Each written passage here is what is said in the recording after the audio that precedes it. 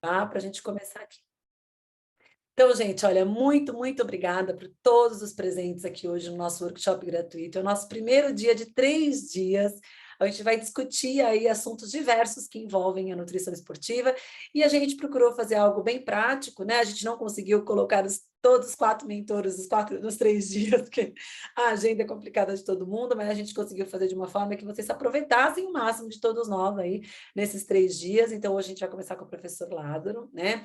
Eu vou explicar só um pouquinho para vocês, qual é a dinâmica que a gente quer fazer e o porquê que a gente está fazendo o workshop gratuito, tá? Vocês estão vendo aí nas nossas redes sociais que a gente está divulgando a mentoria em nutrição esportiva, a mentoria presencial. É uma mentoria que eu e o Lázaro já fizemos 4 vezes em 2019 e uma turma em 2020.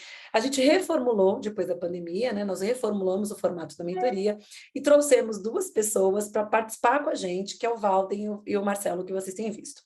A questão é que a mentoria presencial é um produto que não é simplesmente a pessoa comprar o ingresso e participar do curso, né? Não é um curso livre que a pessoa compra o ingresso e participa. Justamente porque a gente conseguiu, em parceria com a Science Play, a chancela do American College, a gente precisa ter alguma forma de equiparar o conhecimento de todo mundo que vai estar presente ali com a gente naqueles 4 dias, né? Que é 16 a 19 de março.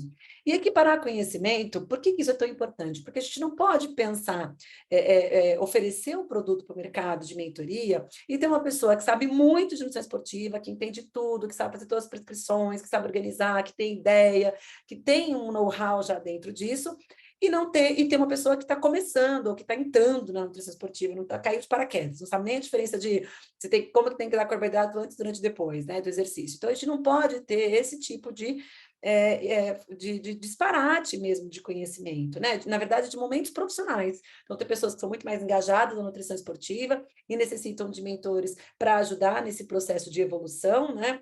Eu digo que mentor é para a vida, porque eu tenho os meus, né? Até postei esses dias, porque a gente vai aprendendo um pouquinho mais, cada vez mais com esses mentores, porque o mentor não é uma ideia de hierarquia, né? A gente nunca fala que é porque sabe mais ou sabe menos, nada disso. Mentor está relacionado a você dar as mãos para as pessoas para que a gente consiga não cometer, para que essa pessoa não cometa os mesmos erros que a gente já cometeu, né? Então, como a gente tem mais experiência, na verdade, a gente já cometeu erros que a gente pode ensiná-los, né, a não cometer. Então, essa é a ideia da mentoria.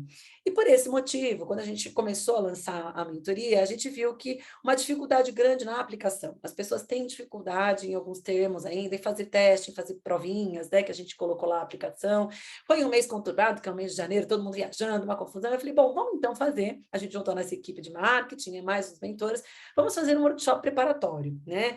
A gente já tem aí bastante gente inscrita, já falei o nome de algumas para vocês que inclusive estão aqui no workshop, mas a gente decidiu fazer esse workshop preparatório não só como uma forma de divulgação, tanto que vocês veem que é uma sala fechada no Zoom, né? A gente não quis fazer nada no YouTube, que as pessoas, qualquer pessoa entrasse, a gente quis fazer uma sala fechada, para que a gente pudesse trazer um pouco mais de conteúdo para essas pessoas, que muitas vezes já sabem o que a gente quer trazer, mas aí na hora de fazer a aplicação, do nervosismo, de não saber interpretar, às vezes, uma questão, erra de bobeira. Então, a ideia é a gente realmente dar munição, dar condições para que vocês possam fazer a aplicação, para quem ainda não aplicou, né? A gente tem várias pessoas aqui que já aplicaram, já passaram, já pagaram, enfim.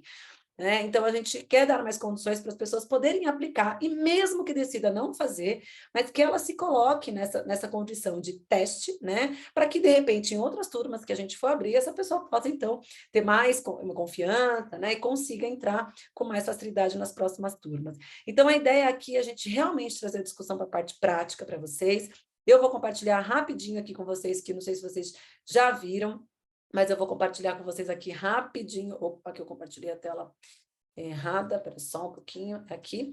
Quem ainda não entrou lá, né, no andrea.naves.com.br/imersão, então lá tem todas as informações em relação à mentoria, os 4 dias, tem vídeo meu, tem depoimento dos meninos, né? Tem um pequeno spoiler do que a gente vai abordar ali nos 4 dias, o conteúdo, tem depoimento de todas as pessoas que já fizeram a mentoria com a gente, tem os valores do curso, isso aqui também a gente está conseguindo fazer alguns planos um pouco melhores para quem tem dificuldade com cartão de crédito, enfim, aí a nossa equipe aqui consegue trabalhar bastante com vocês nesse sentido. Então, quem ainda não entrou, entra lá no andrea.naves.com.br, dá uma olhadinha que tem todas as informações lá.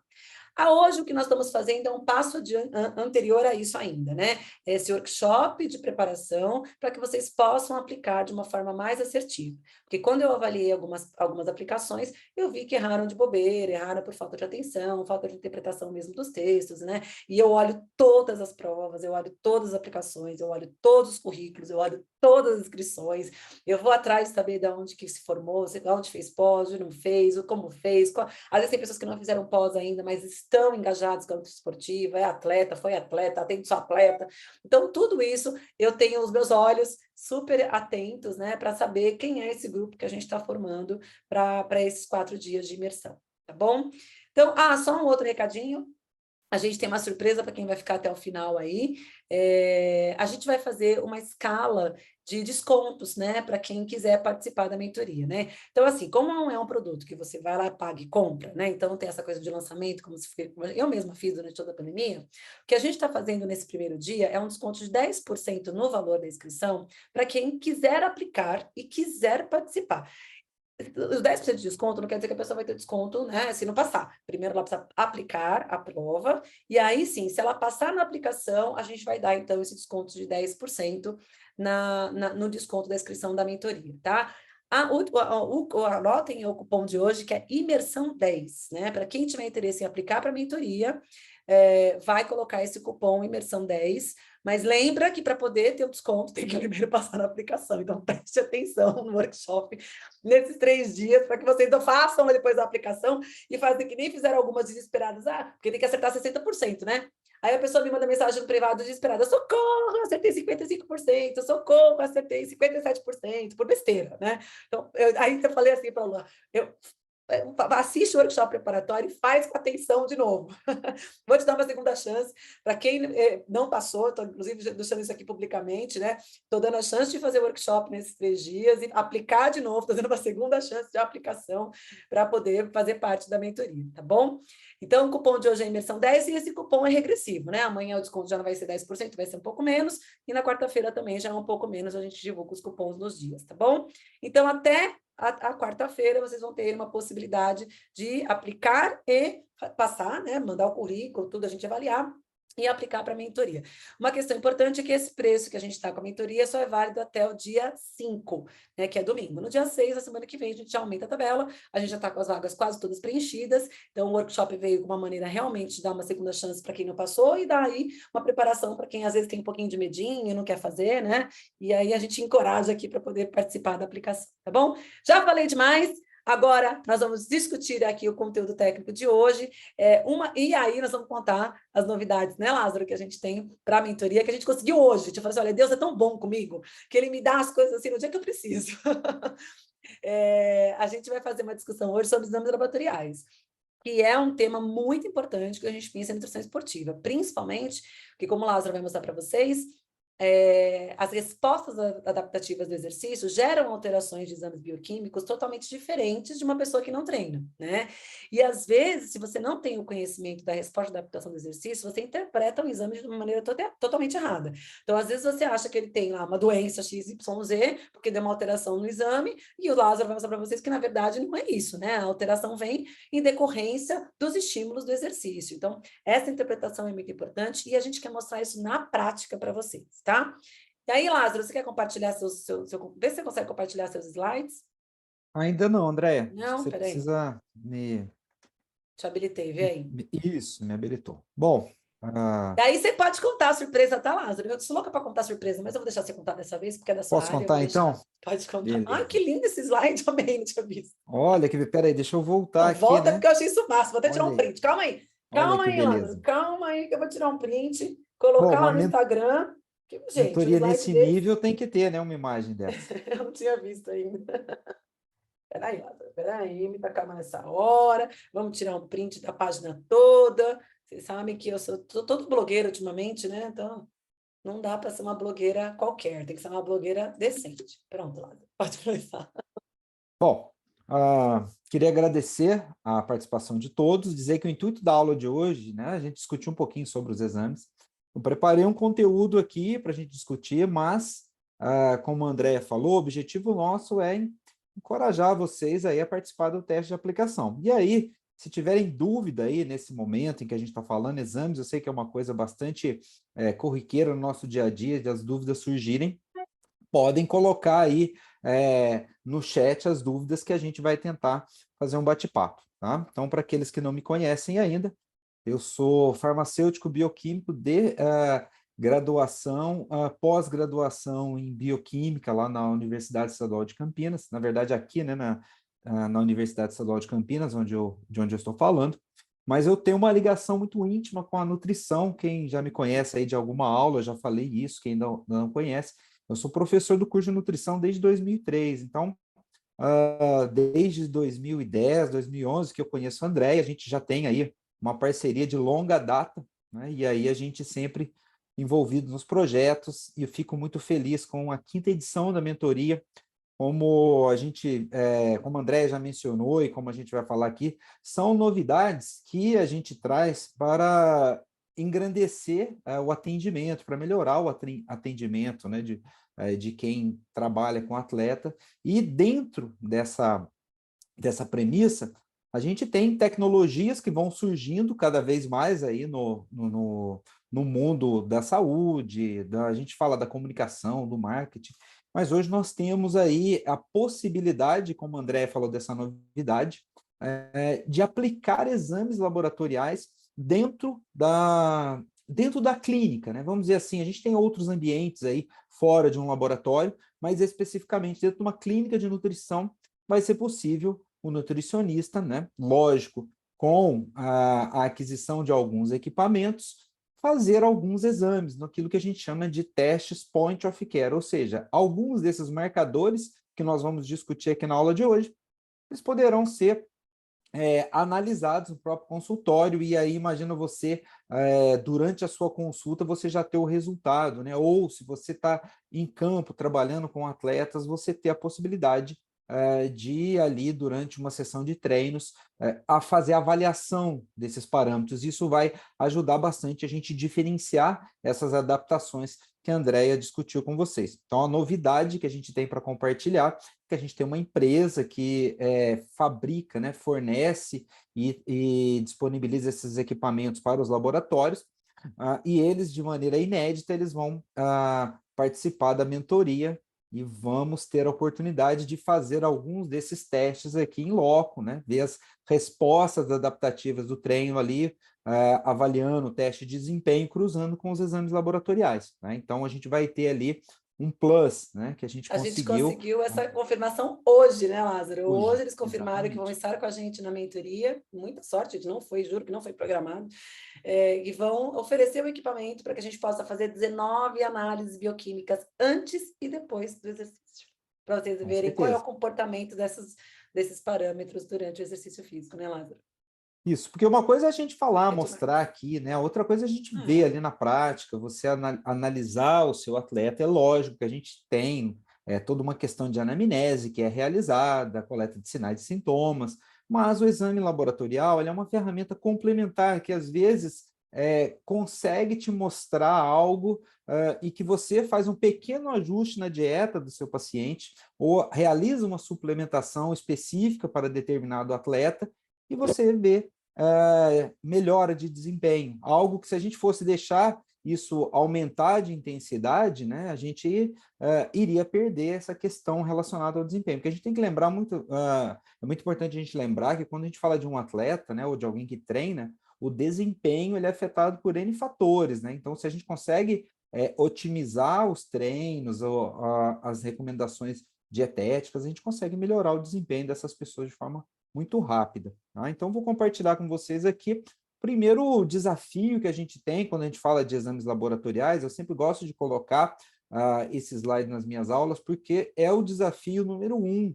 Né? A gente tem que convencer o nosso atleta, o nosso paciente, a realizar exames, mas ele é uma pessoa que pratica atividade física, ele é alguém saudável, então, por que ele deveria, né, fazer um exame? Em vários momentos, a gente vai ver que é importante fazer um exame.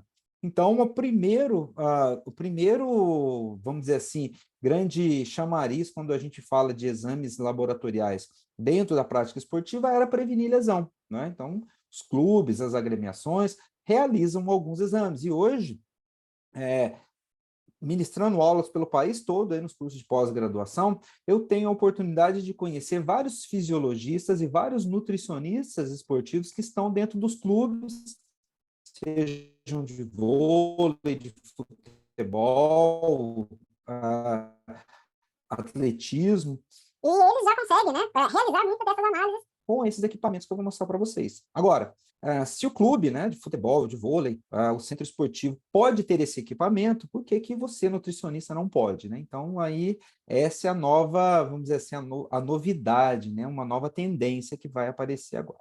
Mas é lógico que a gente também vai diagnosticar patologias que podem prejudicar o desempenho, né, através de alguns exames, e vamos também falar de acompanhamento nutricional, quando você precisa ajustar a dieta em alguns momentos, baseado em exames. Então, a gente vai ver alguns exemplos, inclusive hoje aqui, de exames que eu vou colocar para vocês, em que a gente consegue fazer esse ajuste fino e obter resultados bastante significativos.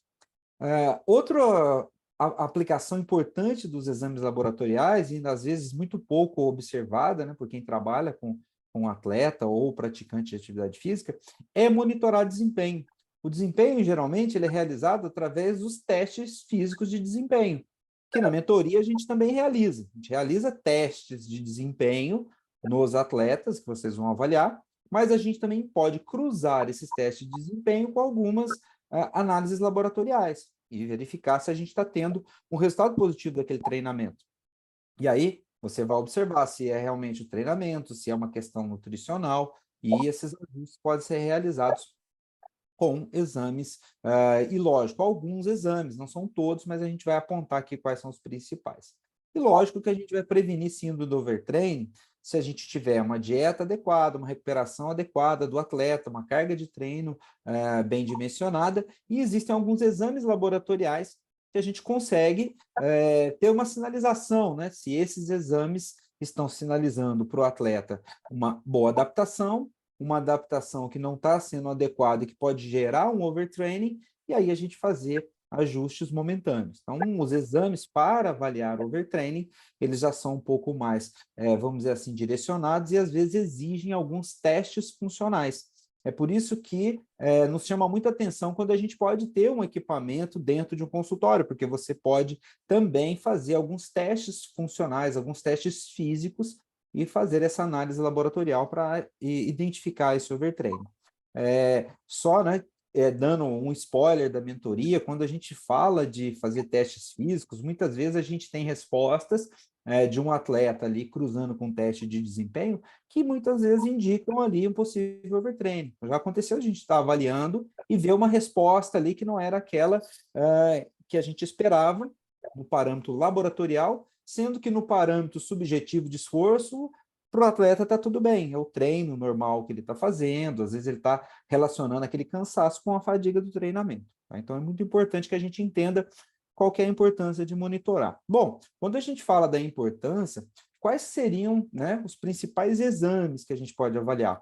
E é lógico que nós vamos falar de todos aqui, tá? E todos a gente vai falar na mentoria, com certeza. Mas o que a gente pode agrupar são biomarcadores que avaliam principalmente lesão do músculo esquelético, mas a gente também pode pensar em lesão do músculo cardíaco, a gente vai discutir um pouquinho disso depois. O desempenho, parâmetros que estão relacionados com o desempenho, e o estado nutricional, né, que nós não podemos esquecer do estado nutricional. Bom, dentre esses marcadores, a gente pode subdividir os marcadores de lesão muscular, os mais clássicos, como a CK, mas nós temos, né, além da creatina quinase, a CK, que é amplamente utilizada, dois outros marcadores, que são a mioglobina e também o AST, que é o que a gente conhece como TGO, que dentro da prática esportiva, a gente não vai olhar ele como a gente olha na clínica lá para avaliar um dano hepático.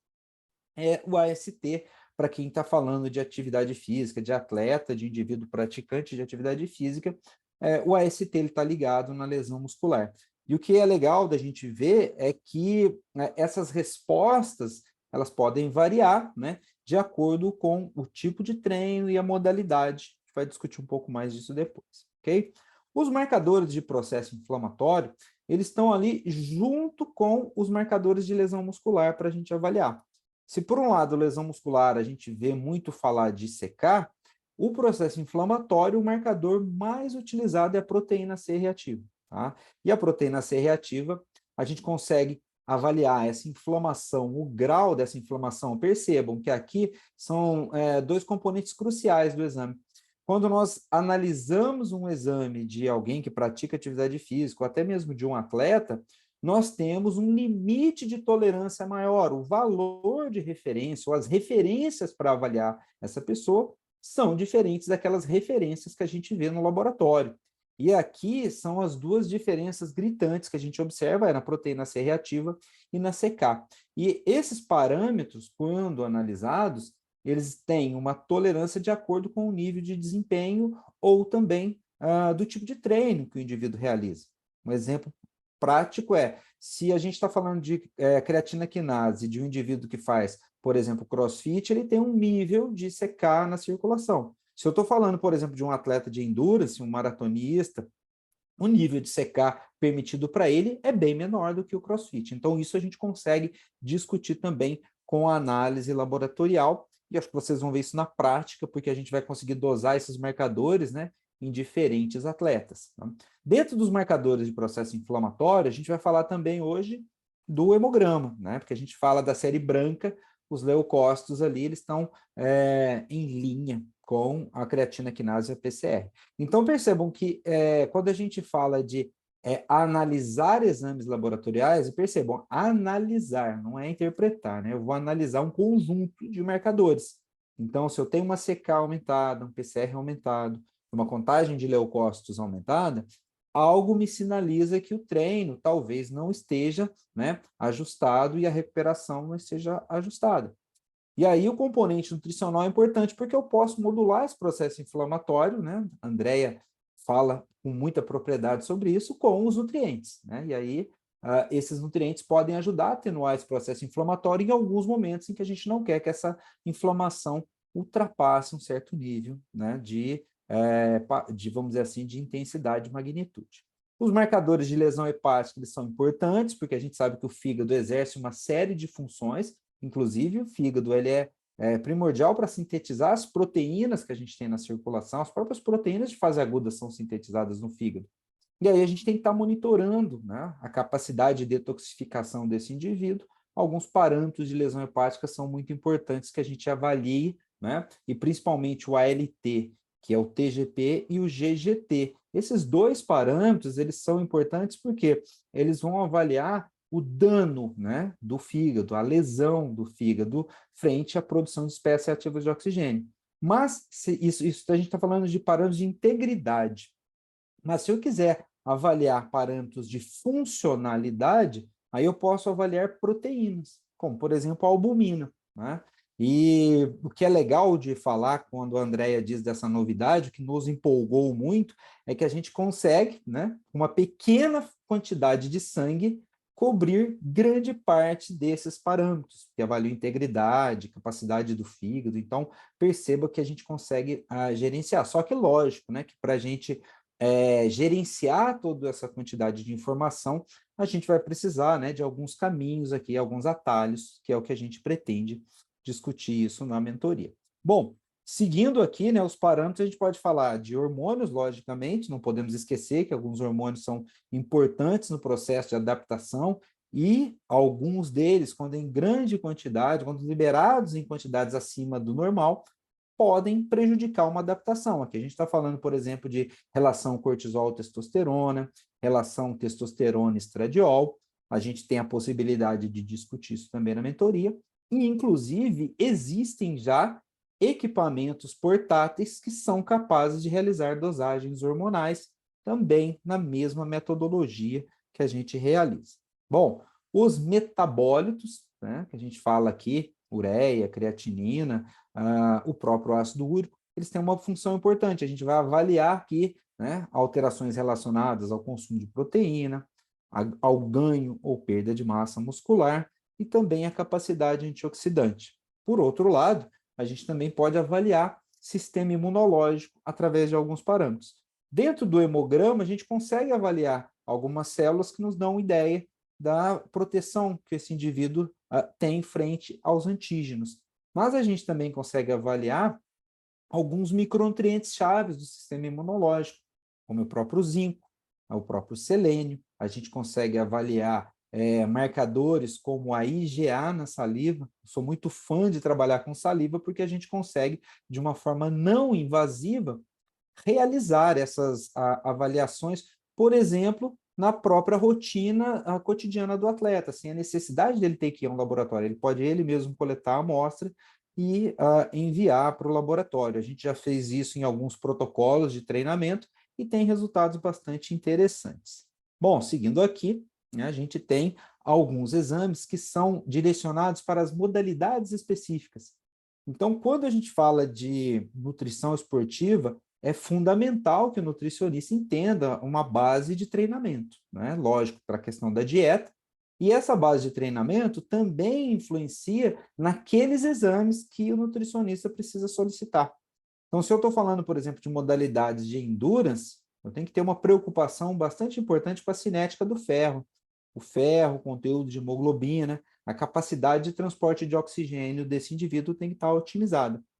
Por outro lado, se eu estou falando de indivíduos que praticam treinamento de força, o objetivo é a hipertrofia, esses indivíduos eles precisam ser monitorados também através de análise de alguns hormônios específicos que a gente precisa avaliar em alguns momentos e, às vezes, até com protocolos funcionais de treinamento, de coleta de amostras antes e depois de um treino. Então, a gente discute isso também de maneira mais detalhada durante a nossa mentoria. Basicamente, eu coloquei aqui alguns exames, lembrando que a gente vai fazer uma discussão aqui hoje, para a gente não se prolongar muito em número de exames, mas a gente vai fazer uma discussão de quais parâmetros que a gente avalia principalmente, mas também eu vou colocar alguns exemplos de exames aqui no final para a gente exemplificar isso na prática. Quando a gente fala dos exames, eu coloquei alguns exames chaves aqui que a gente precisa monitorar, né? Se a gente trabalha com praticantes de treinamento de endurance, e principalmente depois do advento da Covid-19, a gente tem que ter um cuidado muito grande com a saúde cardiovascular, tá? Então, além dos exames que a gente tem lá do cardiologista, os exames de imagem, testes ergométricos, a gente pode avaliar marcadores cardíacos, como troponina e CKMB. E aí, no passado, as pessoas questionavam muito se o nutricionista, qual que era a utilidade do nutricionista avaliar troponinas cardíacas. Hoje a gente já sabe que algumas pessoas que praticam principalmente treinamento ou competem com ultra endurance de longa duração, eles têm um risco maior de ter alguma lesão cardiovascular, então a gente consegue monitorar isso, né? O risco de um infarto agudo do miocárdio com as troponinas cardíacas. E também indivíduos que tiveram Covid-19 e que são atletas, muitos deles podem apresentar um quadro conhecido como miocardite. E essa miocardite, ela pode gerar algum problema, inclusive colocando em risco a vida desses indivíduos. Tanto que a gente tem atletas profissionais aí, atletas de futebol, entre outros, que tiveram que encerrar a carreira por conta dessas alterações relacionadas à miocardite, tá? Mas isso pode acontecer, inclusive, em atletas ou em pacientes ou em pessoas que tiveram Covid-19 na sua forma mais branda, porque o vírus da Covid-19, ele causa, né, a sua inflamação, ou o próprio vírus causa efeitos secundários no músculo cardíaco. Então, aqui a gente tem alguns exames que a gente pode monitorar isso, lógico que isso não é um exame de rotina, a gente vai fazer nesses momentos específicos, principalmente no pós-competição, quando a gente vai liberar esse indivíduo para voltar à sua rotina de treino, tá? O que é mais comum e mais frequente a gente realizar são os parâmetros de dano músculo-esquelético. E aqui eu coloquei os dois principais, né? A CK e o TGO. Tá? Esses dois eles são realizados em conjunto porque muitas vezes as pessoas avaliam o TGO aqui somente no fígado. Tá? Então a gente tem que olhar o CK e o TGO para o praticante de atividade física. E também, quando a gente está falando do fígado, eu tenho que olhar o TGO cruzar com o TGP. Mas lembrar que, se o indivíduo pratica atividade física, uma parte desse TGO que está na circulação vem do músculo esquelético. Então, não é tão raro a gente encontrar pessoas que são praticantes de atividade física, mesmo as pessoas que estão lá na academia, né, com um TGO um pouco mais elevado. Isso é normal. Só para vocês terem uma ideia, o nível de TGO em alguém que é praticante de atividade física, alguém que está lá na academia fazendo um treino de musculação, pode chegar até 60 unidades litro, quando que um laboratório que não tem valores de referência específicos para praticante de atividade física ou atleta, libera um valor de referência de até 45. Então, a gente tem aí uma faixa de segurança. E aí, se a gente estiver acima desse valor, é que a gente vai se preocupar. Bom, eu coloquei os rins aqui porque a gente precisa monitorar, né, o risco de ter um problema renal, principalmente quando a gente está falando de indivíduos que estão treinando, que estão passando por protocolo de desidratação muito agressivo ou que tem um aumento da quantidade de proteínas na circulação vindas do músculo esquelético, um quadro conhecido como rabdomiólise. Tá? Então, nessas situações, a gente precisa monitorar, né, e cuidar do rim do indivíduo, de monitorar parâmetros relacionados à função renal. Só que aqui a gente tem um problema, né? Ureia e creatinina, que são os dois parâmetros mais utilizados para a gente monitorar a função renal na clínica, eles não servem, eles perdem a sua especificidade para avaliar a função renal de um indivíduo praticante de atividade física. Por quê? Porque a ureia é fortemente influenciada pelo consumo de proteínas. Então, se eu estou diante de um atleta que tem um consumo de proteínas um pouco maior, a gente vai ter um aumento dessa ureia em razão do aumento da quantidade do aporte de proteína na dieta. A creatinina, por sua vez, todas as vezes que eu aumento a muscular, então se eu estou falando do indivíduo que faz treinamento de força, eu vou ter um certo grau de aumento de creatina no músculo, que por sua vez aumenta também a formação de creatinina. Então eu tenho mais creatinina na circulação. Então isso faz com que a gente tenha uma alteração também do valor de referência da creatinina. Ô, E na Lázaro, creatinina em particular, oi? desculpa. Não, eu ia te interromper, mas não te interrompendo, já te interrompendo, né? Acho que você ia falar isso, né? Que a creatinina em particular tem uma relação direta com a suplementação de creatina, né? Exatamente, isso aí. E aí a gente tem aí um problema ainda que se o indivíduo está utilizando suplementação de creatina, a creatinina também vai estar com valores mais elevados. E isso, gente, é um problema que a gente vê demais nos laboratórios clínicos, que eles ficam chamando as pessoas que são atletas ou praticantes de atividade física para repetir um exame, mas o problema não está no rim desse indivíduo. Então, se você tiver suspeita ou quiser monitorar a função renal de alguém que pratica atividade física, principalmente alguém que faz suplementação de creatina, que é muito comum, é um dos suplementos que a gente tem mais evidências e mais utilizados, utilize a cistatina C. Né? E a regra também de ouro, número 1, não caia nessa. Se o indivíduo pratica atividade física ou se ele faz treinamento de força com suplementação de creatina, não utilize as fórmulas de cálculo de estimativa da filtração glomerular baseadas na creatinina. Por quê? Porque todas as vezes que a fórmula para estimar a taxa de filtração glomerular, ela leva em conta que todas as vezes que você aumenta a creatinina no sangue, você diminui a filtração glomerular. O que para o indivíduo praticante de atividade física ou para quem está suplementando com creatina, não tem a ver com o rim dele, tem a ver com mais produção de creatinina no sangue. E essa creatinina fica mais tempo ali porque ela precisa ser eliminada. Então, aqui seria importantíssimo avaliar a cistatina C. Então, esses marcadores, eles são os principais marcadores que a gente pode dar um parâmetro, vamos dizer assim, geral, de estado de saúde do nosso atleta, de desempenho. Tá? Junto com esses parâmetros bioquímicos, e aí eu sei que tem umas perguntinhas aqui, a gente vai responder depois. Junto com esses parâmetros bioquímicos, a gente também tem, né? Eu, particularmente, junto com o André, a gente tem aí vamos dizer assim, um crush com o sistema imunológico, né? Porque, assim, sistema imunológico, exercício e nutrição tem tudo a ver, né? Então, quando a gente fala de atividade física, nós precisamos separar duas coisas, né? Que as pessoas ainda confundem.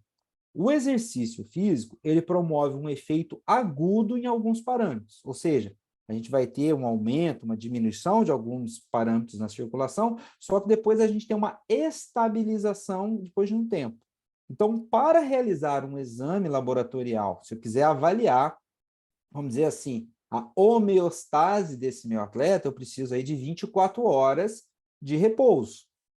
Se eu quiser avaliar uma resposta aguda do exercício, ou seja, como esse indivíduo respondeu àquela sessão de treino, eu vou coletar imediatamente após. Tá? Agora, esse efeito de sucessivas sessões de treino, ele também vai provocar um efeito crônico no sistema imunológico do indivíduo, que se traduz em mais proteção. Então, a gente tem aqui um efeito agudo, mobilização de células, e um efeito crônico, a manutenção e até melhora das funções imunológicas. Agora, percebam, se eu não respeitar o intervalo mínimo de 24 horas entre um treino e a análise, eu não vou verificar essa resposta do treino, a resposta adaptativa do treino. Eu vou estar vendo um componente agudo, que muitas vezes pode me confundir. Então, por isso que a outra regra importantíssima que a gente tem aqui é não realizar atividade física 24 horas antes de avaliar um atleta.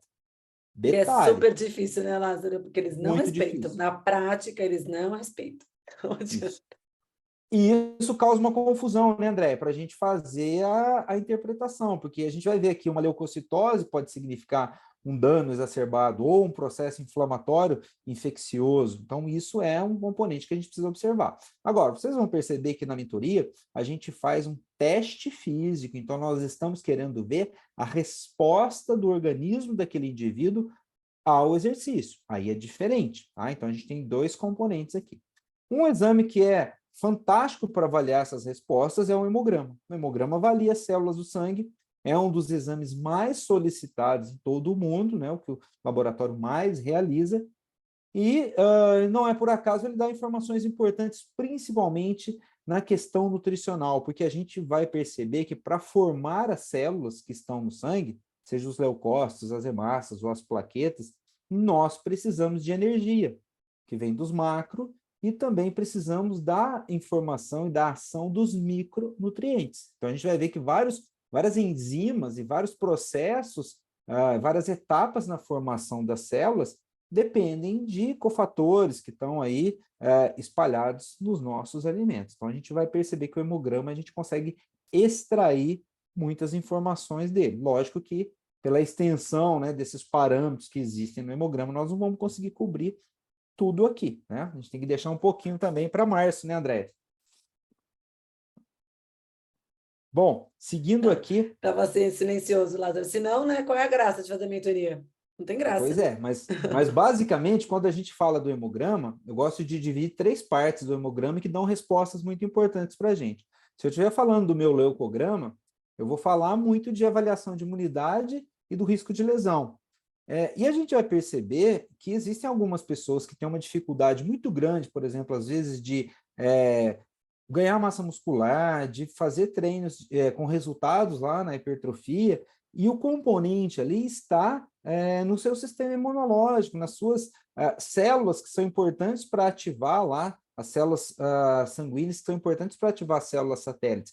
Então, não é que esse indivíduo não vai ganhar massa muscular, não vai ter desempenho. Ele tem, mas ele poderia ter um desempenho melhor. E quando a gente fala de esporte, principalmente de alto rendimento, a diferença entre o primeiro, o segundo e o terceiro lugar é muito fina. Então, às vezes, vem desses pequenos ajustes. E aí, o eritrograma, ele fala muito dessa avaliação da capacidade de transporte de oxigênio. Então, a síntese de hemoglobina, para que essa hemoglobina transporte o oxigênio, depende de alguns cofatores importantíssimos. Aqui a gente está falando de ferro, de zinco, de cobre, de vitamina B12, de ácido fólico, de B6, que são nutrientes que, quando deficientes, eles vão prejudicar a formação do eritrócito. Porém, não é só na série vermelha que esses micronutrientes, quando em deficiência, eles vão afetar o indivíduo, o atleta. Eles têm uma série de outras funções que a gente evidencia. Só que o hemograma é uma forma muito prática da gente perceber essas alterações e fazer essas correções. Então, a gente tem que ter muito cuidado, porque assim, com o hemograma eu não consigo dizer quanto de ferro, quanto de B12 eu vou dar para a pessoa, e nem eu vou ver a quantidade de ferro de B12 que tem lá, mas eu tenho indícios, sinalizações já muito precoces ali, em que a gente pode corrigir antes dessa deficiência se tornar uma anemia grave. E lógico, quando a gente fala de avaliação de plaquetas, aqui é muito importante em algumas modalidades, principalmente aqueles esportes de luta, esportes de contato, em que a gente tem uma necessidade dessas plaquetas para atuar no processo de coagulação. Então, aqui a gente fica de olho nas plaquetas, inclusive porque elas também são componentes importantíssimos do processo de regeneração tecidual e da própria adaptação do músculo esquelético. Tá? Então, esses parâmetros que compõem o hemograma, a gente ainda vai discutir em detalhes na mentoria. Bom, deixa eu dar uma olhadinha aqui se a gente tem aqui alguma... Eu estou checando, Lázaro, por enquanto Tá não. checando Tô aí? aqui, Então, olha só, eu vou deixar, não vou ficar falando desses parâmetros todos aqui para não ficar muito cansativo, mas eu vou colocar aqui um exemplo, tá, de um hemograma. Eu gosto muito desse hemograma por dois motivos. Primeiro, o exame está aqui, né? Foi enviado por uma aluna. A aluna nutricionista, antes de... e ela me permitiu compartilhar o exame nas minhas aulas, é bom que se diga. Antes de fazer a aula de exames, ela simplesmente olhou para esse hemograma e achou só que tinha uma corzinha diferente aqui e achou que não significava nada. Para ela, era um hemograma normal. Esse laboratório, ele coloca uma cor diferente quando ultrapassa o valor de referência para cima ou para baixo. É lógico que a gente avalia o exame não somente com base no valor de referência. A gente pega o exame, pega também algumas queixas. E esse indivíduo, o homem de 46 anos, praticante de atividade física, estava com um pouco de queixa de fadiga ali entre as sessões de treino, dificuldade um pouco de recuperação. E ele tinha uma queixa ali relacionada à fraqueza. E aí percebam que o único parâmetro que está alterado nesse hemograma é o RDW. Não sei se o pessoal vai lembrar aí, o RDW é o índice de anisocitose. Ele nos diz, né, se as células estão homogêneas ou heterogêneas. O que significa isso? Se eu começar a ter populações de hemácias menores ou maiores que o tamanho normal, fruto de uma deficiência de ferro, de B12, de ácido fólico, ou de cobre, ou de zinco, as hemácias vão vir com tamanho anormal, e esse RDW é o primeiro índice que se altera. Tá? E aí, se vocês olharem aqui, o VCM ainda está dentro de valores normais, mas o VCM, que é o que diz o tamanho médio da hemácia, ele já está mais próximo do máximo do que do mínimo, né? Então, se vocês lembrarem aí, vamos ver se tem alguém aí que nos ajuda, né, André? Não vale você, André, que você já sabe, tá? Mas, que já deve ter visto isso aqui em uma aula minha. Mas, quando a gente tem macrocitose, que a hemácia está maior do que o normal, qual seria os principais nutrientes que a gente tem que investigar, né? Isso aí, a ó. Ana Carolina já colocou macrocítica, aí a Bruna, Macrocítica. E a B12 e Bruna B9. também aí, ó. B12 e B9. Muito bem, Bruna. Perfeitas. Jéssica também, perfeito, o pessoal está afinado. Então, vamos lá. Olhando o RDW aqui e olhando o VCM, né, eu perguntei para ela, então, você tem os exames de vitamina B12, de ácido fólico? Ela falou assim, não, professor. Aí eu falei, então vamos lá avaliar esses exames. E aí a gente tem que lembrar que, para avaliar a cinética da B12, né, essa deficiência de B12, de B9, né, a gente precisa avaliar um parâmetro aqui obrigatoriamente, que é a homocisteína, tá? E olha só a homocisteína desse indivíduo, estava elevado, tá? Então, o que significa a homocisteína estar elevada? Dentro da célula, a gente já começa a ter uma deficiência de B12 e, portanto, ou de B12 ou de ácido fólico, né, o folato, e, portanto, a homocisteína não é convertida em metionina. Por isso que a gente diz que a homocisteína é um marcador da deficiência funcional de B12, né? Ou seja, você ainda não tem uma alteração da B12 dentro do valor de referência, mas você já começa a ter uma alteração aqui da homocisteína, tá? E aí, olha que interessante, né? Já avaliando aqui a vitamina D e a vitamina B12, a vitamina B12 se encontra dentro de valores de referência, valores, vamos dizer assim, até que não justifica essa homocisteína elevada. Porém, né? Embora a B12 aqui, a gente tem que lembrar que um outro componente importantíssimo para a formação da B12 é o ácido fólico, que vai doar um grupo metil lá para o metabolismo da B12. Então, a gente tem aqui nesse paciente, um ácido fólico diminuído. O que é raro acontecer? Mas pode acontecer. Então, percebam, com esse exemplo que eu coloquei para vocês, que avaliar os exames de alguém que treina vai muito mais além do que simplesmente olhar um valor de referência. Percebo que todos esses outros exames, a B12, o ácido fólico e a homocisteína foram solicitados depois, né, que essa pessoa olhou com mais atenção para o hemograma e viu essa alteração. E aí, Ô, se a gente não Lázaro, corrigir isso, né? Diga. mesmo com essa B12, quando estava lá 532, né? Faz Isso. sentido a gente pedir um ácido metilmalônico? O que que você pensa disso? Seria interessante, André, porque aí o que que acontece? Aqui a gente está vendo a homocisteína, o ácido metilmalônico, ele é um outro marcador também dessa B12, porque aqui a gente fica na dúvida do ácido fólico e da B12. Uhum. Como o ácido metilmalônico ele é dependente apenas da B12, não necessariamente do ácido fólico, se ele estiver elevado também, a gente vai ter uma necessidade de corrigir aqui ou verificar por que esse resultado está nesse nível. Lembrando também que a gente tem componentes aqui, né, que podem interferir nos exames laboratoriais, e um desses componentes é um suplemento muito utilizado pelas pessoas, que é a biotina. A biotina ela faz parte dos reagentes de algumas análises conhecidas como imunoensaios. Então, a gente precisa também checar outros marcadores para ver se eles têm essa compatibilidade. Muito bem lembrado, o ácido metilmalônico também é importante aqui. Tá? Deixa eu ver se tem mais alguma dúvida aqui a respeito desse caso, porque o outro que eu vou colocar aqui também é bastante interessante. Tá? Uma aluna colocou que o processo de metilação está comprometido, e é isso mesmo, né, Lázaro? A doação Sim, do grupamento metil está comprometendo a conversão da homocisteína em metionina, né?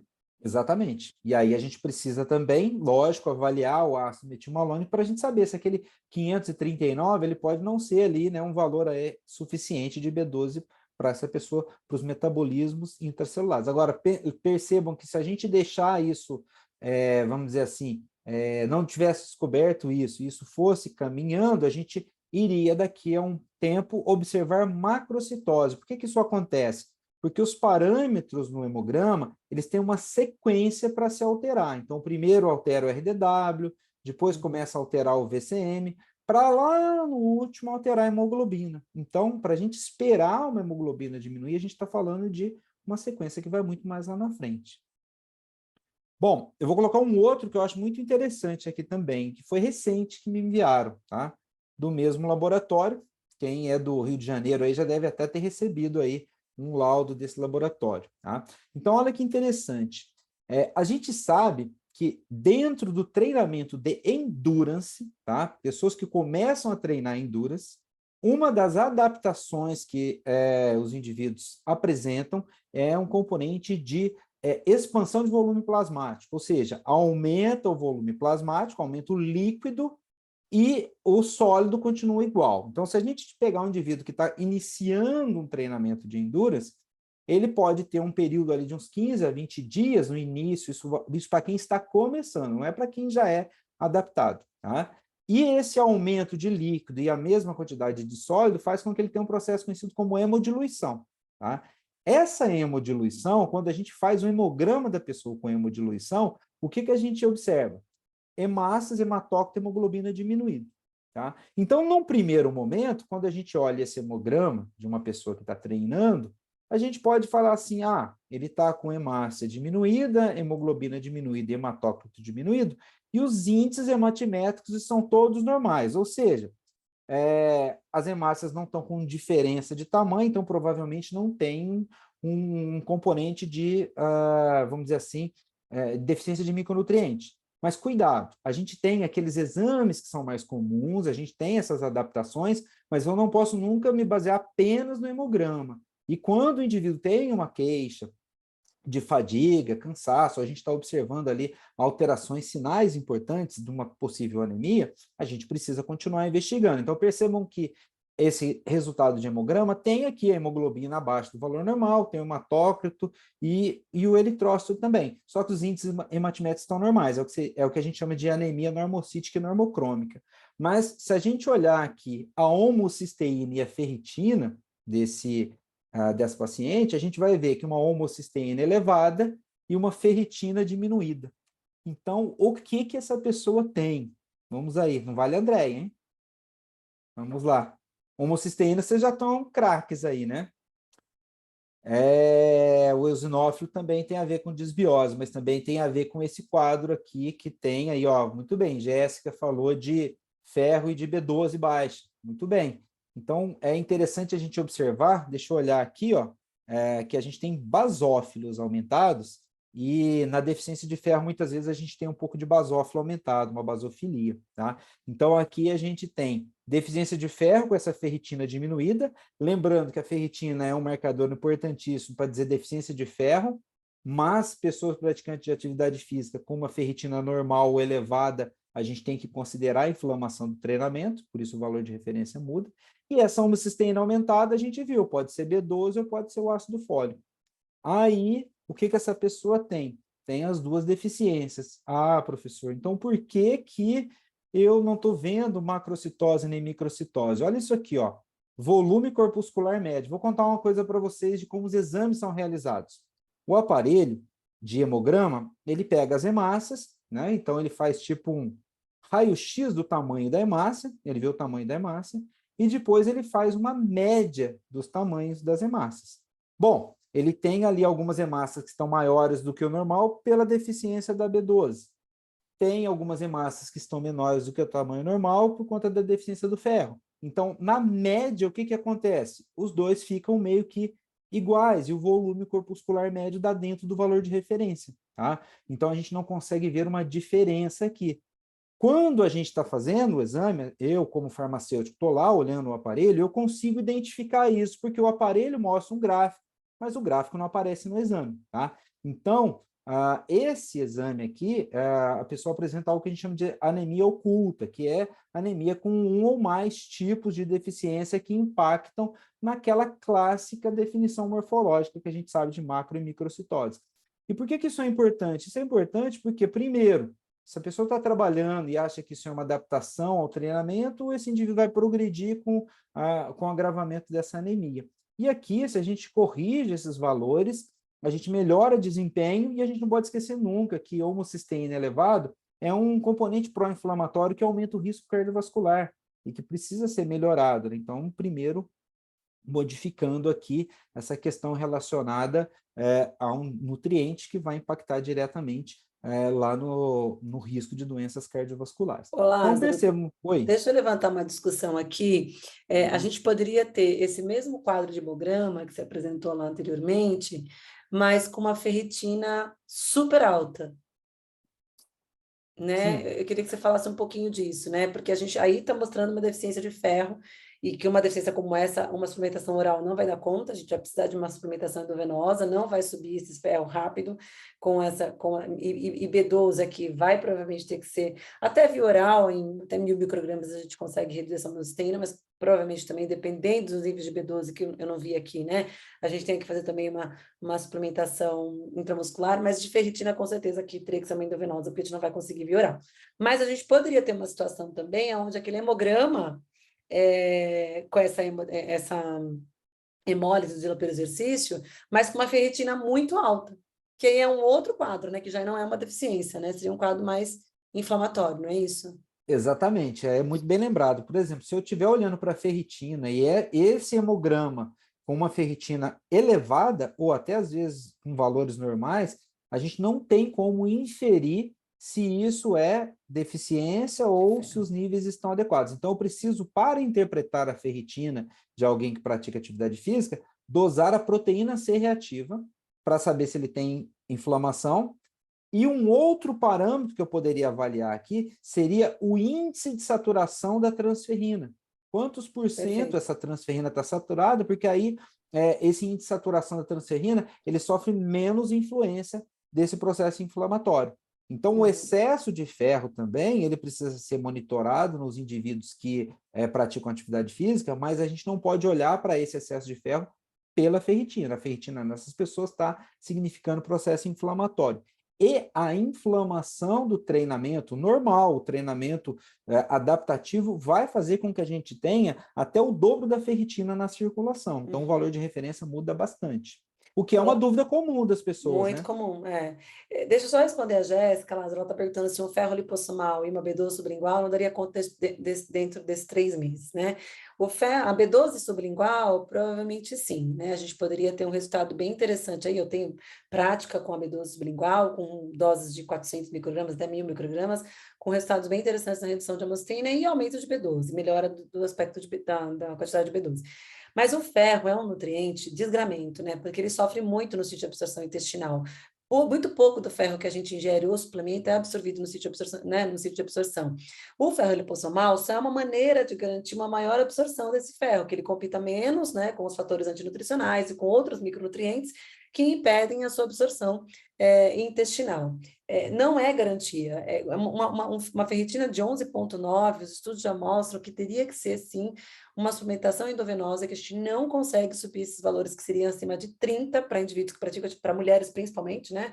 Porque essa daqui deve ser uma mulher, né, Lázaro? Com uma ferritina de 11,9, É mulher, provavelmente é mulher, é mulher. Então, assim, uma ferritina para mulher tem que ser acima de 30, né? Isso são as recomendações, eu considero acima de 50 para ser uma ferritina boa para mulher que pratica atividade física, especialmente exercício de endurance.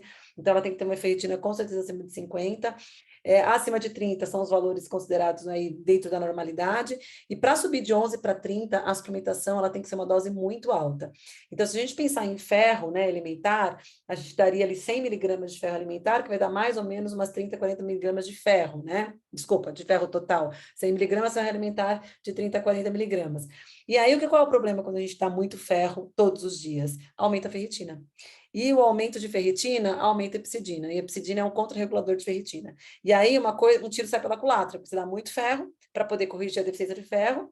E aí, a ferritina muito alta aumenta a epsidina, que diminui a absorção de ferro. Eu tenho uma aula sobre suplementação de ferro, que a gente coloca lá, que eu tenho lá no streaming, e eu falo muito dessa relação, né? Então, assim, o ideal sempre é fazer ferro em jejum, para não competir com outros micronutrientes, fazer ferro em dias alternados, para que a gente melhore, né, o ciclo, esse comportamento da curva de ferritina ao longo do tempo, porque a gente quer aumentar a ferritina, por exemplo, nesse caso aqui de 11,9, eu preciso aumentar, né, para 30, 40, mas eu não posso ter um aumento tão exponencial a ponto de gerar uma redução na absorção pelo aumento de epsidina, que com a suplementação de ferro mais o treino, piorou a situação, né? E outra coisa, André, quando você fala disso, é importante lembrar da epsidina, porque o próprio treino aumenta a interleucina C e aumenta a epsidina. Exatamente. Então, a absorção do ferro ali, muito próximo depois de um treinamento, a gente tem ali aumento, né, da epsidina, que diminui a absorção intestinal do ferro. A epsidina fica aumentada após o exercício físico de 3 a 6 horas. Aumentada após o exercício. Então, se você vai dar ferro pós-exercício, tem que ser na janela de 30 minutos, porque senão já era, né? 6 horas depois do exercício, a epsidina está alta. Você deu ferro, ferrou. Que absorção que eu vou ter? Mesmo ferro lipossomal, que, na verdade, ele só está ali numa forma química para garantir um pouco mais a absorção. Então, ferro e ferritina e epsidina, todo esse mundaréu aí de conexões que falam do metabolismo do ferro, tem uma interferência muito grande no exercício físico, e a gente erra muito na suplementação de ferro para esportista, porque não leva em consideração essas questões que o Lázaro está falando, em relação ao hemograma, em relação à ferritina, em relação à resposta ao exercício, em relação à homocisteína. Então, tem que prestar atenção, não é só sair dando ferro assim, não. Mesmo nesse caso de 11,9 aqui, teria que ser uma dose endovenosa para que a gente tivesse a garantia de que esse ferro vai aumentar mais rápido, depois fazer a dose de manutenção via oral, em dias alternados, sempre. Tá? Com certeza. Muito bem. Eu queria agradecer, então, ver se temos mais dúvidas, não é? Para a gente encerrar, acho que essa fala, para a gente não se alongar muito, mas eu acho que isso é vamos dizer assim, um pedaço, né? A Jéssica colocou aqui, Lázaro, olha só, a irmã dela, vegana, ferritina de 10 e B12 de 380, e o médico falou que estava ok. Vamos matar esse médico. Isso acontece. Aqui em casa aconteceu isso com a Raquel e assim é difícil, né? A gente observa muito isso. Essa questão da deficiência funcional do ferro e da deficiência funcional da B12. E outra coisa que tem acontecido muito também é a gente encontrar valores muito elevados de B12, fruto de pessoas que estão fazendo, né, a suplementação às vezes por conta própria, né? Estão lá tomando, né, polivitamínico. Isso, né? É algo que a gente tem observado também.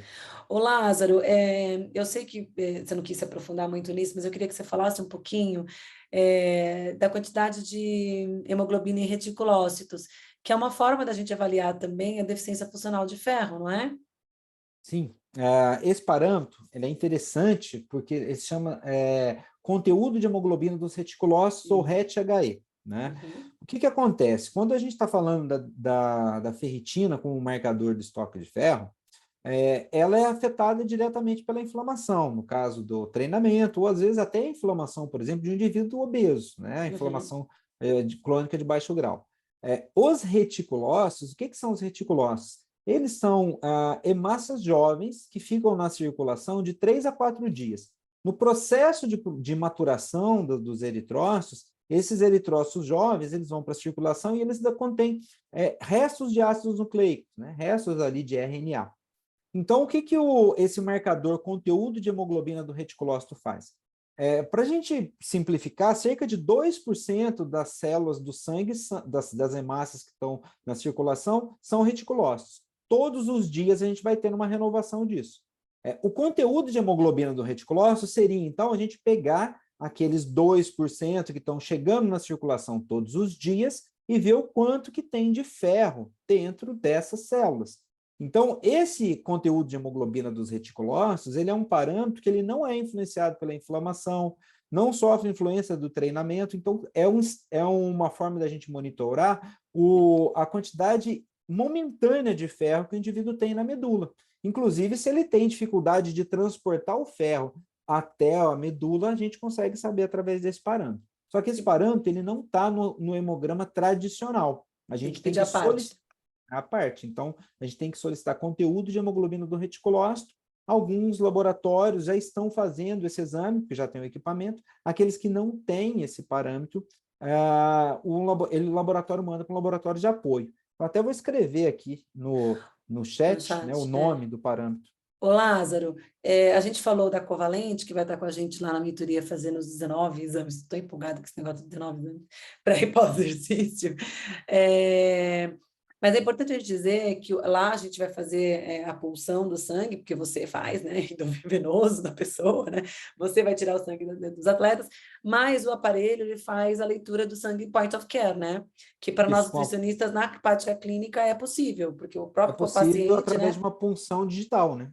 o próprio paciente tira o sangue, nem glicemia, né, o próprio paciente tira o sangue, a gente coloca na fitinha e passa no aparelho, não é isso? Isso aí.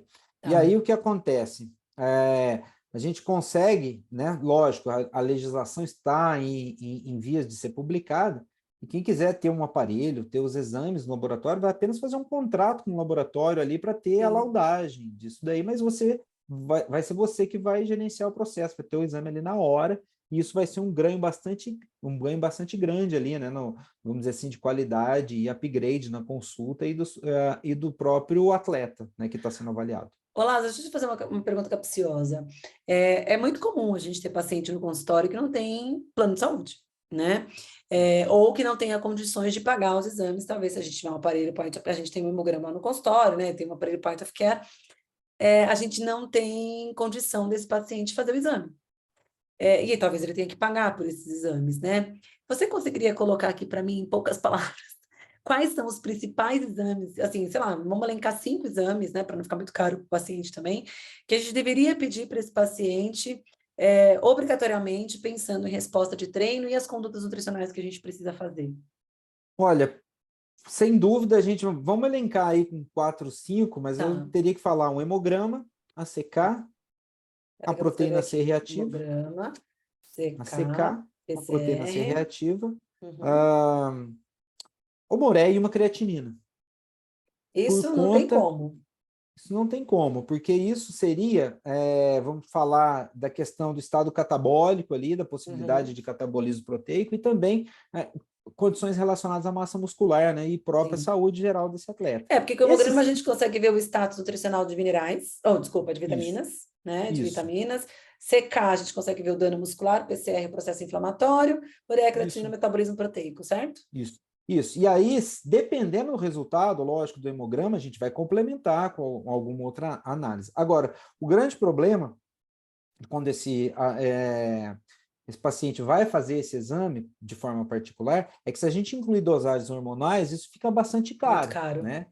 Isso. Aí, quando a gente fala, e é por isso que eu acho que essa questão dos aparelhos no consultório vai facilitar muito para o paciente, por quê? Porque esses exames point of care de hormônios no laboratório, eles vão ser mais baratos e mais acessíveis do que o laboratório cobra particular de uma pessoa, Perfeito. tá?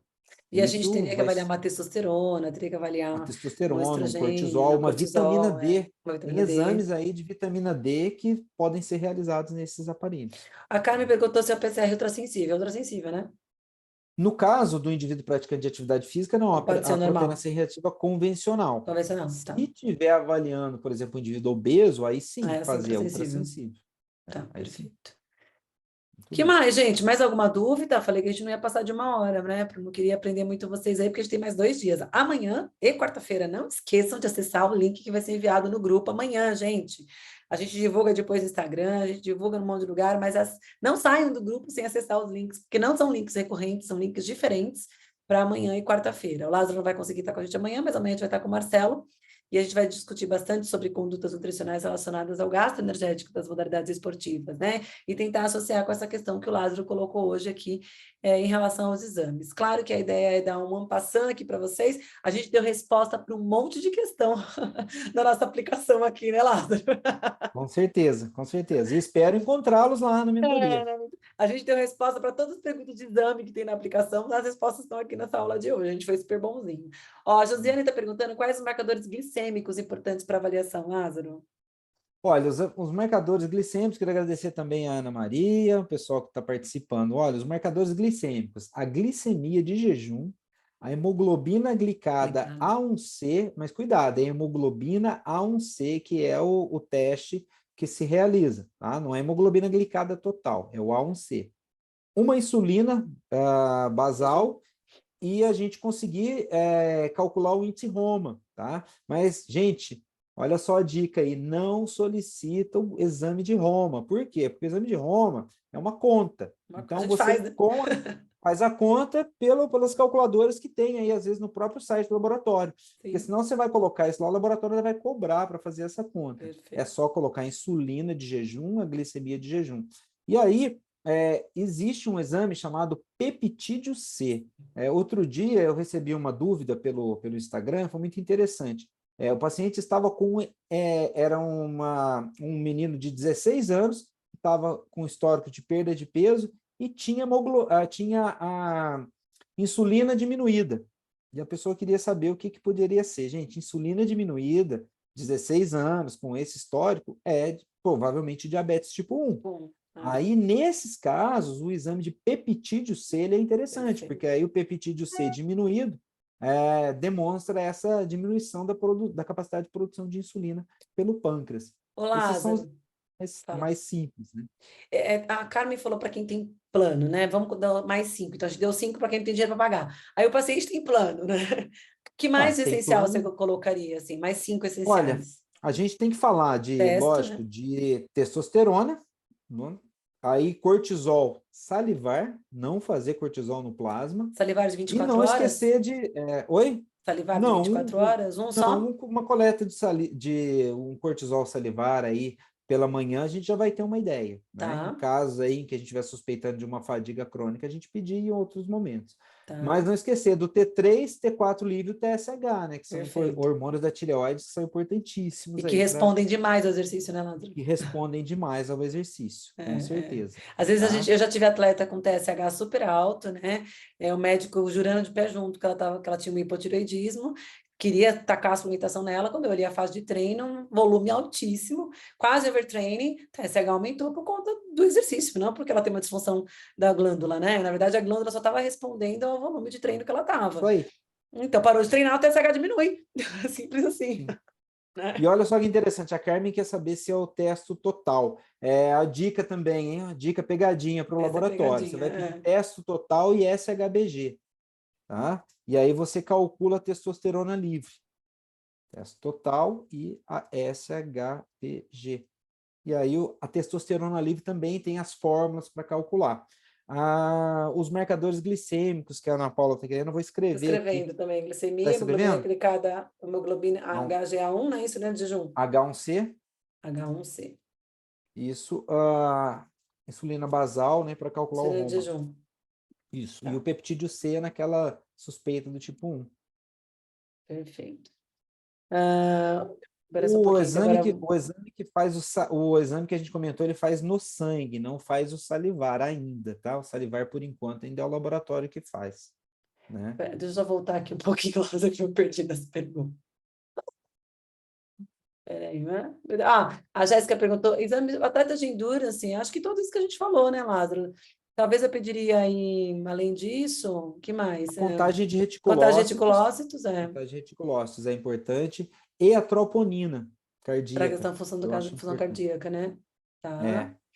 É, Deixa eu ver, repetindo, nós repetimos. O equipamento que faz. A gente tem vários equipamentos no mercado que faz point of care, né? isso, mas para saliva ainda não tem. Para saliva não tem, tá. É isso Para que eu tô saliva a perguntando, gente né? ainda não tem, Tá, infelizmente não. A saliva, mas a saliva pode coletar e mandar para o laboratório que não tem grandes problemas, tá? tá. E aqui a insulina baixa, né, em torno de 2, pode ser um problema sim, pode ser, dependendo da idade da pessoa, a diminuição da capacidade de produção Produção. de insulina. Por isso que tem que pedir Você peptídeo C também, né? peptídeo C, exato. Pode Tá. acontecer de um indivíduo diabético tipo 2 começar a diminuir a capacidade de produção de insulina, e aí Sim. faz o peptídeo C para saber. Cortisol alto, você segura no volume de treino, você segura no volume de treino. Se for um cortisol salivar, né, Lázaro, a gente consegue aí dizer que pode ser um dos parâmetros associados com o aumento do volume de treino. Mas tem que tomar um pouquinho de cuidado com a interpretação única do exame, né? Tem que avaliar o contexto. Exatamente. É O isso aí. contexto E o todo, né? cortisol, lembrar que ele no plasma, é o cortisol Tá total, sempre, influenciado por outros fatores. então não dá para dizer que é só ele. Um adulto de 41 anos, saudável até então, está com uma insulina de 2. Olha, seria fazer o peptídeo C, Mariana, porque a gente também corre o risco aí de ter um erro nessa análise, né? Verdade. Porque se tiver porque, por exemplo, uma insulina de 2, se não tiver uma glicemia alterada, né? Uma glicemia elevada ou uma hemoglobina glicada aumentada, a gente tá com um resultado meio conflitante aí. Sim, perfeito. Gisele, obrigada. Se forma logo e fazer a mentoria ano que vem, tá? Ela colocou aqui que está se formando, está aqui aprendendo com a gente. Gente, acho que era isso de exames hoje, ó. Não esqueçam que o nosso cupom Imersão 10 é válido até quinta-feira, quando termina o nosso workshop, tá bom? Amanhã sai um novo link para poder acessar a aula de amanhã e de quarta-feira. Entrem lá no andreanaves.com.br/imersão para verem todos os detalhes para como se inscrever para a mentoria, como aplicar para a prova, tá bom? E a gente deixou aqui hoje o nosso primeiro recado para vocês. Espero que vocês tenham gostado, né, Lázaro? Vamos se despedindo por aqui, né? Me despedindo, pessoal. Talvez amanhã e quarta eu não consiga participar pelos compromissos acadêmicos, mas quero Começa desejar... as aulas, né, Lázaro? Exatamente. Desejar tudo de bom para vocês aí. Espero encontrá-los nas Esqueci de falar do mentorias. seu livro, Lázaro. Fala do seu livro, onde compra? Eu falei que o Poxa, é pessoal queria seu verdade. Quem livro, tiver Faceta. interesse no livro de exames laboratoriais, que é um livro que tem valores de referência, os exames para interpretar quais são aqueles em detalhes, né? Pode entrar lá no link do meu Instagram, tem direto lá o @Lázaro Nunes, vai pelo correio, e é bem legal porque ele é muito prático, assim, né? O pessoal que já conhece, já usou, sempre está postando aí e está... considera como uma ferramenta bastante útil no dia a dia, Como né? a Lilian falou, fica na mesa do consultório, não tenha dúvida, né? Opa, Tem dúvida, abre o obrigado. livro. Pois é, até tá aqui, ó. Nem lembrei de pegar, olha só aqui. Ai, Lázaro, que ruim de marketing. Pois é, eu acabei até esquecendo, mas enfim, tá Mas o lá. livro realmente é maravilhoso. A gente vai dar um jeito também de as pessoas terem acesso ao livro na nossa mentoria em março, tá bom? Com certeza. Gente, muito, muito obrigada. Até amanhã. Bom descanso, ó. Espero que tenha aproveitado aí o conteúdo do Lázaro, porque ele é show mesmo, tá bom? Obrigado, gente. Obrigado, Lilian. Tô vendo Camila aqui também, que já foi minha aluna, o pessoal aí. Valeu, Obrigada, pessoal. galera. Até amanhã. Obrigado, Andréia. Até Obrigada, mais. Lázaro. Beijo. Valeu, gente.